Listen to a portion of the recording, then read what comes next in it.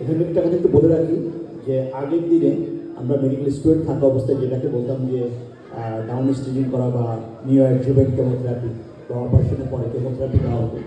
এখন সেই জিনিসটাকে দুটা প্রোটোকল ওয়ার্ল্ডে ভাগ হয়ে গিয়েছে।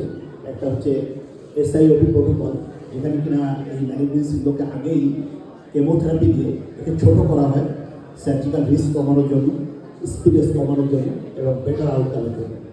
আরেকটা ট্র্যাডিশনাল যেটা আছে COG, চিলড্রেন্স অনকোলজি প্রোটোকল, যেটা সেখানে অপারেশনের পরে কেমোথেরাপি দেওয়া হয় এবং রেডিওথেরাপি ক্ষেত্রে সেটা তাদের নিজস্ব প্রোটোকল রয়েছে।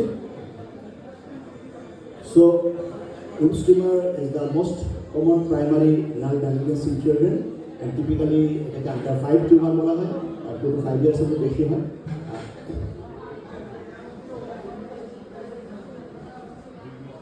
Management involves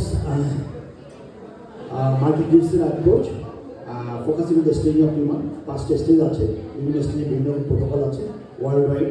বাংলাদেশের জন্য ন্যাশনাল তেমন কোনো প্রোটোকল এখনো দাঁড় করাতে পারিনি আমরা, বাট ওয়ার্ল্ডে একটা প্রোটোকল রয়েছে যে COG, চিলড্রেন অনকোলজি গ্রুপ, আর SIOP যেটা national society for paediatric oncology. এটা একটা কেস রিপোর্ট, বাট এটা আসলে শুধু কেস রিপোর্ট নয়, এটা দিয়ে আমরা জেনারেলি এই ম্যালিগনেন্সিটাকে কোয়ান্টিফাই অ্যান্ড কোয়ালিফাই করার চেষ্টা করেছি। A 2 years child present with painless hematuria ছিল, বাট সে আমাদের কাছে কিন্তু প্রথমে UTI নিয়ে আসছিল, বারবার UTI, কিন্তু UTI পিছনে ম্যালিগনেন্সি ওয়েট করছিল। After consultation with paediatric surgeon আমরা একটা লাম্প আবিষ্কার করি।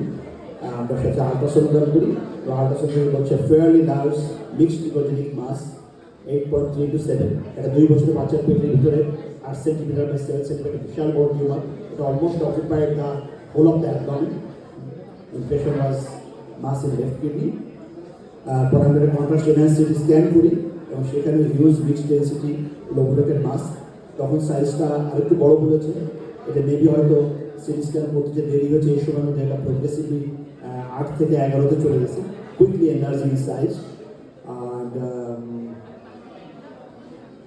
এটাতে স্পেয়ারিং এখানে এটা দেখানো হয়েছে যে কিডনি টিস্যু অলমোস্ট নাই, প্রায় পুরাটাই ম্যালিগনেন্সি দখল করে নিয়েছে এবং সেটা পাওয়েল বা অন্যান্য যে স্ট্রাকচার ছিল অ্যাবডোমিনাল অ্যাওর্টা সহ যা কিছু আছে সবাই সে ডিসপ্লেস পেয়েছে।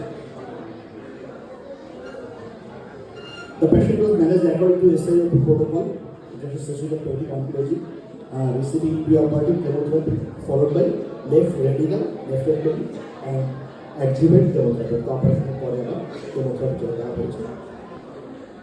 তো আফটার অপারেশন আমরা রিসেপ্টর ছবিটা দিয়েছি, heterogeneous size, bigger size, weight was 1.38 kg, and fortunately there was no rupture or spillage of the tumor. It was completely excised.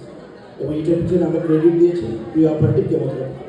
Preoperative chemotherapy না দিলে হয়তো এটা বের করার সময় এটা রাপচার হয়ে যেতে পারতো, স্পিলেজ হতো এবং পোস্ট অপারেটিভ আবার রিকারেন্স হওয়ার চান্স অনেক বেড়ে যেত। Visual examination confirmed Wilms tumor stage 1 intermediate risk group with no evidence of capsular breach or metastasis. Discussion. Wilms tumor, also known as nephroblastoma, is an embryonal neoplasm. It is since birth.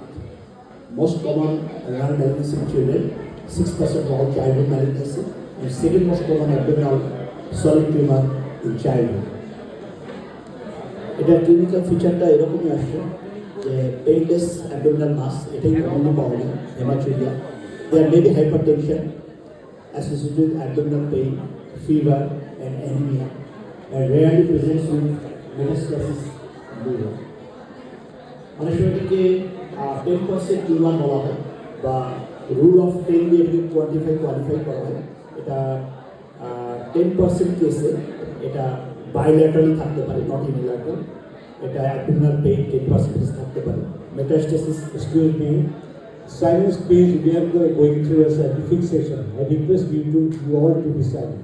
Thank you. তো 10% কেসে এটা metastasis হয়ে থাকে এবং এটা 10% কেসে hyper tension নিয়ে present করে। 10% কেস এটা হেমাচুরিয়ানিও প্রেজেন্ট করে, এবং এটাও বলা হয় যে 10% কেস এটাতে ক্যালসিফিকেশন পাওয়া যায়, অর্থাৎ এক্সরে করলে ভিতরে ক্যালসিফিকেশন পাওয়া যায়। সো এই অনেকগুলো কারণেই এটাকে রুল অফ 10 দিয়ে অনেক সময় বলা হয়ে থাকে, টিউমার অফ রুল অফ 10। তো টিপিক্যাল প্রেজেন্টেশন তো